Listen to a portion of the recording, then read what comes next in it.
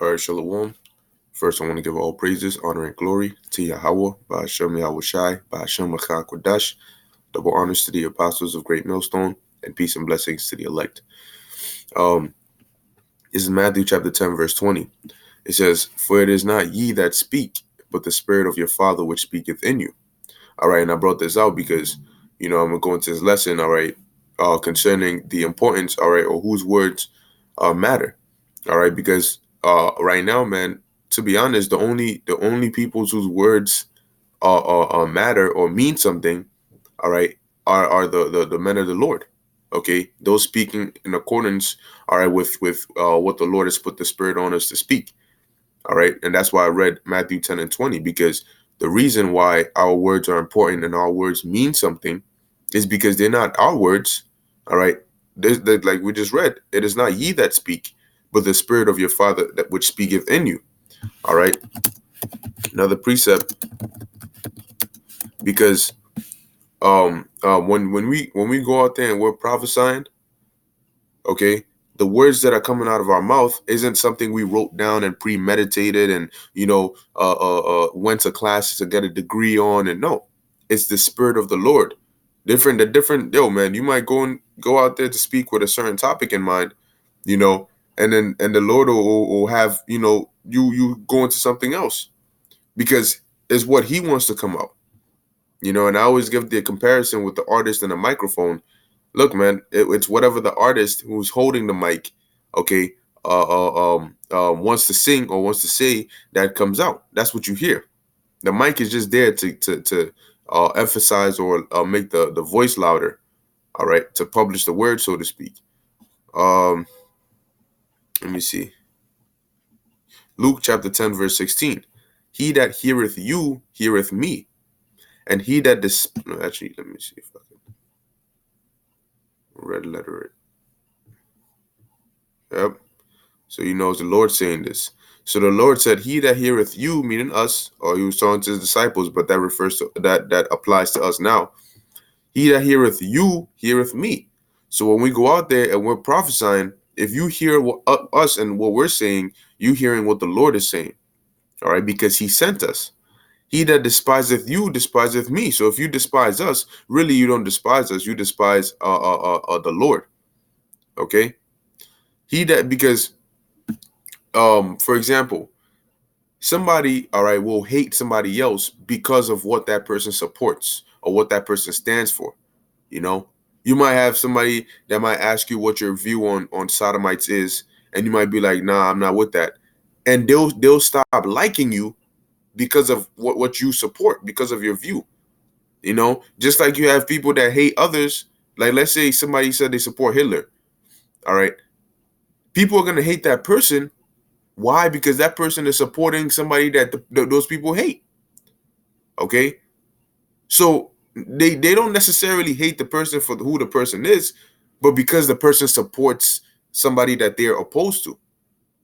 So in that sense, if you link it up here, he that despiseth you despiseth me, because they don't really hate us or despise us for us, but for the words we're speaking, the words that we are in support of, which come from Yahweh Ba'ashem Yahweh Shai. So like it tells you in the book of John, because they hate Yahweh Yahweh Shai, they're gonna hate us because we're promoting Yahweh Yahweh Shai. You see? So that's why the Lord said, "He that despiseth you despiseth me," because the only reason they're despising you is, let's get it real quick. All right, and this is called speaking with the scriptures. Because I'm gonna show you Luke 6:21. Da, da, da, da.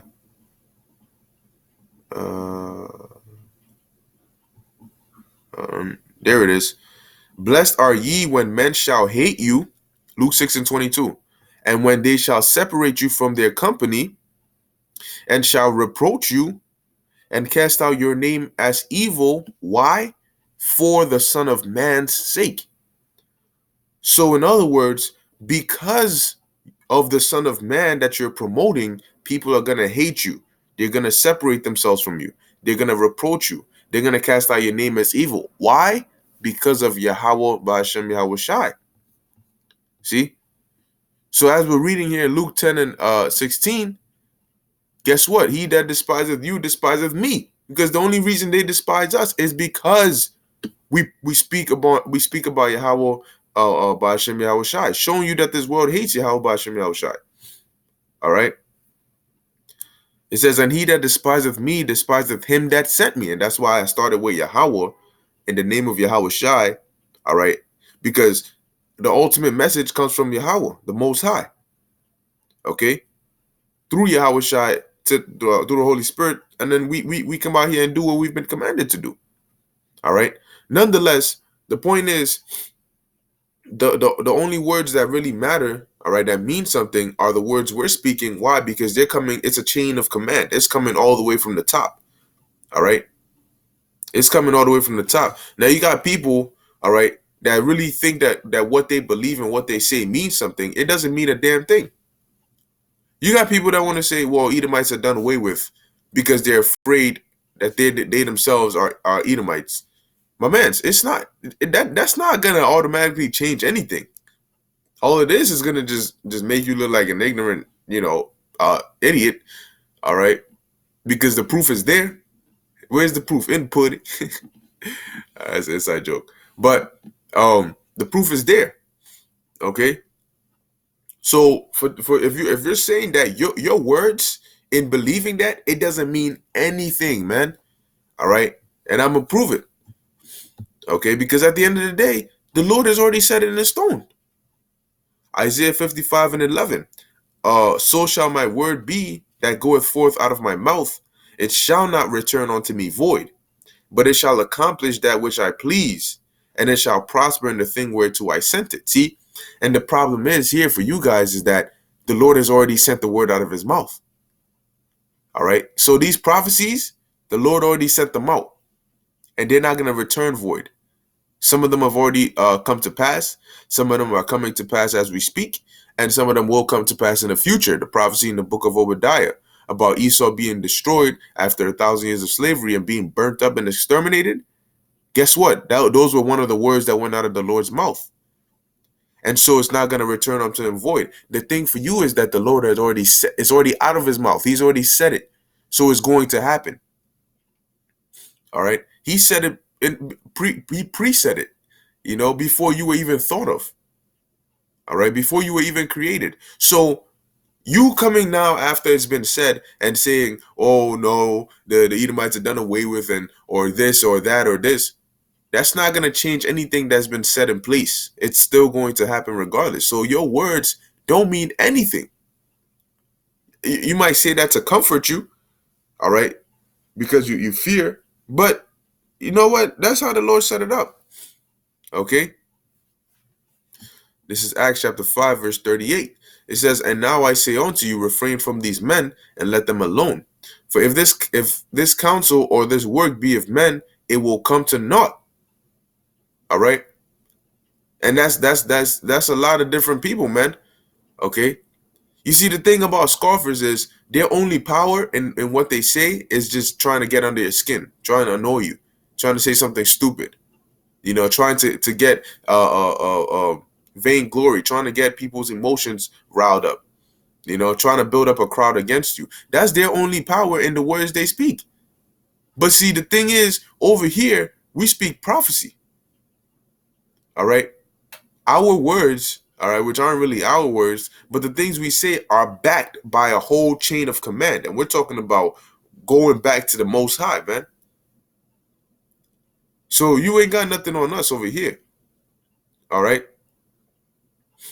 It says, but if it be of the Most High, ye cannot overthrow it. So you fighting against these words, you fighting against these prophecies, it's not going to work, man, because it's of the Most High. Isaiah 55:11. The Lord has already said it, man. Lest haply ye be found even to fight against God. And a lot of people are doing that, whether they realize it or not, man. When you come against us, you're fighting against God because, like I read in Luke, the words we're saying are from him. So when you come against that and you try to butt heads with it, you're really opposing the Most High. All right? You want to talk about the Edomites don't exist in this day and age, you're opposing the Most High, because the Lord said what? Esau is the end of the world, and Jacob is the beginning of it that followeth. You know. But see, it's funny how you have Edomites, all right, that oppose the Most High, spiritually. They try to fight against them, with this word, and then physically, when Yahweh Shai comes back, they're gonna fight against him. And guess what? They're gonna lose now, and they're gonna lose then. All right. This is Romans chapter 3, verse 3. For what if some did not believe? Shall their unbelief make the faith of the Most High without effect? God forbid. Yeah, see, so it doesn't matter if you don't believe what we're telling you, and it doesn't matter what you believe after that, because your unbelief is not going to make the faith of the Most High without effect. The faith that we have in the prophecies that the Most High has set is gonna remain. Those prophecies are gonna come to pass. Okay. Whether you see, the value of your words are just as though you had not said them. All right. Whether you said it or not, it wasn't going to change a thing. Why? Because your words hold no weight. Your words have no power. Your words are vain. All right. It says, God forbid, yea, let the Most High be true, but every man a liar. As it is written, that thou mightest be justified in thy sayings, and mightest overcome when thou art judged. All right. Oh, beautiful. Isaiah 46 and 10. Let me see. Oh, verse 9. Remember the former things of old, for I am the Most High, and there is none else. I am the Most High, and there is none like me. All right. Declaring the end from the beginning, and from ancient times the things that are not yet done. Saying, my counsel shall stand, and I will do all my pleasure. It tells you in Revelation that we were created for the Lord's pleasure. Okay. So he said he declares the end from the beginning, and from the ancient times, the things that are not yet done. You know why? Because he makes them happen. It's not, oh, how do you know that's going to happen? I'm going to make it happen. You know, saying my counsel shall stand. And we teach the Lord's counsel, man. As it tells you in Proverbs, the 1st chapter, they would none of my reproof. How is the Lord reproving them? Through us. So we know what the Lord's reproof is. We know what his counsel is. Amos 3 and 7. All right. Surely the Lord God will do nothing, but he revealeth his secrets unto his servants, the prophets. A part of that secrets is the counsel, which we know, and that's why we teach it. And it will stand, because it's the Lord's counsel. All right. And I will do all my pleasure. Okay. So this is the Lord's pleasure, man. And you listen. The Lord called Jacob a worm, and Jacob is the Lord's chosen, man, Israel. So what level of insignificance do you think you would be being an Edomite? Come, not only just a regular, but an Edomite that's proud and coming against the word of the Lord, coming against the men of the Lord. You know. Moving on. This is Acts chapter 23, verse 12, because I'm gonna get some examples of people who had said things that really didn't mean anything because they didn't come to pass. Just because you say something, all right, and you might strongly believe in it, does not mean it holds weight. It might only hold weight in your mind, okay? But the words that really matter are words that hold weight outside your mind, words that actually make a difference in reality. And those are the words we speak as prophets, because they're prophecies that come to pass, man. All right? This is Acts chapter 23, verse 12. And when it was day, certain of the Jews banded together and bound themselves under a curse, saying that they would neither eat nor drink till they had killed Paul. And they were more than 40 which had made this conspiracy. And they came to the chief priests and elders and said, we have bound ourselves under a great curse, that we will eat nothing until we have slain Paul. All right. Now it says, verse 15. Now therefore ye with the counsel signify to the chief captain that he bring him down unto you tomorrow, as though ye would inquire something more perfectly concerning him, and we, or ever he come near, are ready to kill him. See? So they had set up a plan. They put themselves under a curse. They bound themselves with an oath saying, nah, we ain't gonna eat or drink till we kill Paul. When you read in the book of Acts, they didn't kill Paul. They didn't get to kill him. All right. So your words, you going to the chief priest and letting them know, yo, man, tell the captain to bring him down here, set it up because we're gonna kill him and all that. That conspiracy was just that was a theory. All right. It didn't come to pass, man. All right. Those words were vain. They were void. You know why? Because as we read here in Acts 5 and 38, guess what? Uh, um, uh, Going to the point, for if this counsel of this work be of men, it will come to naught. All right. So guess what? This came to naught because Paul, I think it was Paul's nephew. Okay, his sister's son. Yep, Paul's sister's son. So Paul's nephew heard it. All right. The Lord had him hear it, okay, and went and told Paul, and the Lord, through put the spirit on certain men, and they delivered Paul out of that. See? Because the words that these men spake, though they had serious intentions behind it, it wasn't of the most high, so it came to naught. It didn't mean a damn thing. Okay? See, now had a prophet come and said that to somebody else, a wicked man, like, yo, whatever this, that, this is gonna happen to you. You're gonna die at this time. Guess what? The difference is the prophet wasn't the one who just sat there and said, yo, I'm just gonna create this out of my own mind and come out and tell you. No, the prophets, that's why we're messengers. The prophet was there, and usually when you read in the scriptures, it'll tell you what, and the word of the Lord came upon so and so, and then he went and prophesied. So if a prophet came and gave a message like this, it would be because he was told a message like this. Amos 3 and 7. Why? Because the Lord was about to make it happen. So he sent a prophet to go let it be known. This is what's going to happen to you. Oh, Micaiah, all right, or Micaiah, from the book of Kings, he told Ahab, yo, you going to die when you go up to that battle, man. Now, it wasn't of his words. As a matter of fact, let's get it. Ahab. There might be a lot of scriptures that pop up here. I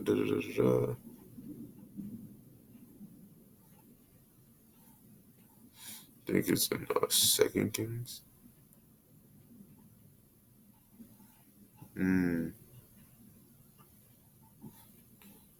Oh, it might be in Chronicles. Let's see.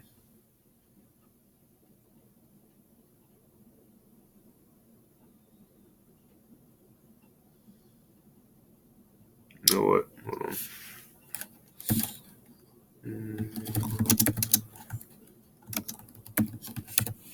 Lord. Okay. That just opened a new tab. So, like, yeah, let me see if I could.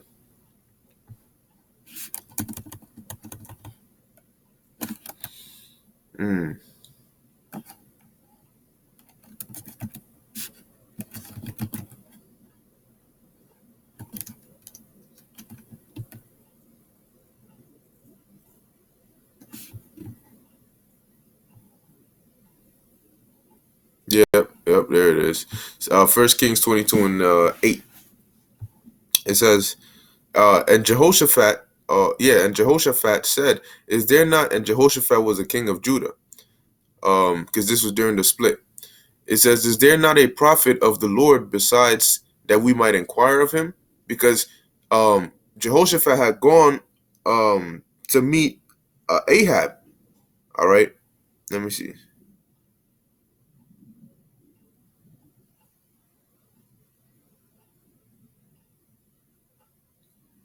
What is his name?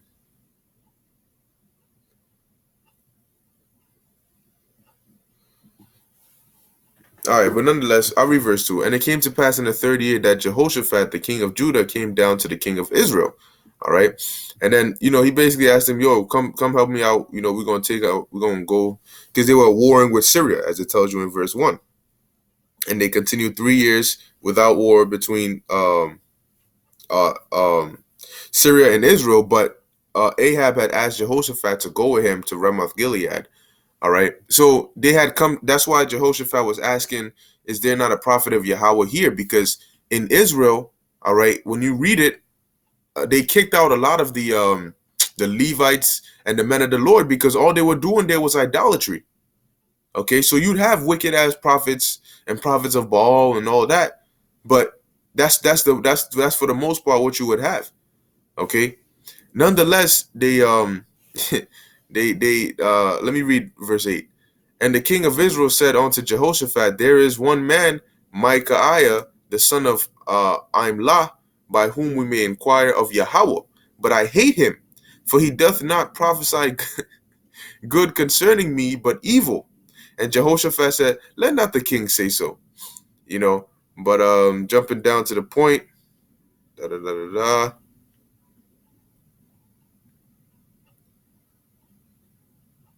here it is, verse 13. And the messenger that was, because they sent a messenger to go call Micaiah, that was going to call Micaiah, spake unto him, saying, behold, now the words of the prophets declare good unto the king with one mouth. Let thy word, I pray thee, be like the word of one of them, that speak that which is good. And Micaiah said, as Yahweh Ba'ashem Yahushai liveth, what the Lord saith unto me, that will I speak. Okay, and that was the point that I was making right there, man, that the difference between those men, all right, that wanted to slay Paul and all of that, like I said, if a prophet had come and gave a message like that, it would come to pass. Why? Going back to Matthew, do I still have that? I think I might have. Hold on, I might have it here. All right, why? Because going back to Matthew 10 and 20, let me see. Matthew 10 and 20, for it is not ye that speak, but the spirit of your Father which speaketh in you. Okay? So, like we read here in the book of Kings, like Micaiah said, he's only going to speak what the Lord has told him. You see? That is the difference between the two, man. That's why our words matter and our words hold weight over what other people's words or what they say is, because we speak the words of the Heavenly Father. All right? They speak the words of their own opinion, their own mind, their conclusions that they've come to. Okay? And that's why a lot of people don't want to be taught, because they want to come up with their own. The scriptures tell you it's not up for any private interpretation, but they want to come up with their own interpretation out of their own mind. Okay? We teach what the Lord wants us to teach. All right? And since he put that spirit on certain men and revealed it to them, we learn from them. All right? So let me get this last precept. This is 1 Kings, another saying that came to naught. 1 Kings 19 and 1. And Ahab told Jezebel all that Elijah had done, and withal how he had slain all the prophets with the sword. And Jezebel, how wicked as she was a Hamite. I believe she was the daughter of Ethbaal. Okay, she was a Hamite that Ahab, all right, king of Israel, had married. All right. And the main wickedness that she did was slaying the killing of innocent blood, man. All right. She slew the prophets. She had Naboth slain, because Ahab wanted to buy Naboth's garden, all right, his land, and Naboth said, nah, it's my inheritance. I'm not gonna just sell my inheritance like that. So, no, I'm not going to give it to you. Ahab went home sad. Jezebel saw it and said, yo, why are you so sad? He said, oh, I tried to buy this field from Naboth, but he dubbed it. And you know what Jezebel did? She went and she wrote letters, all right, giving orders to kill Naboth, all right? And then she basically sent it in the name of Ahab, all right, because he was the king. And once they had killed him, she came and said, yo, go take the field, man. He's dead. You know? So she was a real wicked demon. But nonetheless, it says here, and she promoted, and see, that's the thing, man. You got a lot of, because Ahab was under a heavy influence by her as well, man. It says, and Ahab told Jezebel all that Elijah had done, and withal how he had slain all the prophets with the sword. Because remember how they had the quote unquote contest, all right, where they both had, the bullocks upon their altars, and the prophets of Baal were cutting themselves and yelling and crying and all that, and nothing happened. However, the Lord, when Elijah called upon him, he sent down fire. It says, yo, man, it devoured the bullocks, it devoured the altar, it devoured the stones, it licked up the water. Everything was just gone. Because the Lord likes to show off, man. But afterward, he commanded them to slay all the prophets of Baal. So it says, then Jezebel sent a messenger unto Elijah, saying, so let the gods do to me, and more also, if I make not thy life as the life of one of them by tomorrow about this time. And guess what? She didn't. She didn't make his life like that. Her words were vain. But you know what? The Most High did do that unto her, because through the hands of Jehu, her ass was slain. Okay, and then the prophecy the Lord had about her, all right, being eaten by the dogs and all that, it came to pass. Okay, it came to pass, man, and the house of Ahab was wiped out. Okay, nonetheless, this is just an example showing you, because what happened to Elijah? Did he get killed by Jezebel? No, he got taken up in a whirlwind. As a matter of fact, the Lord had him translated to where he didn't even, quote unquote, see death as the normal man would. All right, he was just taken into the spirit world. Okay, so that's just showing you, man. Look, the words that we speak as prophets, man, they're heavy and they're important, because they come from Yahweh Ba'Shem Yahushai, and that's why when that time comes, okay, it's already right there. That's the spirit. Ezekiel 33:33, and when this cometh to pass, lo, it will come. Then shall they know that a prophet hath been among them. Okay, so that's how you're gonna know. All right, tells you in Second Esdras, then shall they be known who are my chosen. All right, the time is coming very soon when these prophecies start hitting. You're gonna know which group had the truth. All right, you're gonna know who were the men of the Lord. All right, but with that, I hope this was edifying unto the elect, giving our praises to Yahweh, Ba'Shem Yahushai, and Shalom.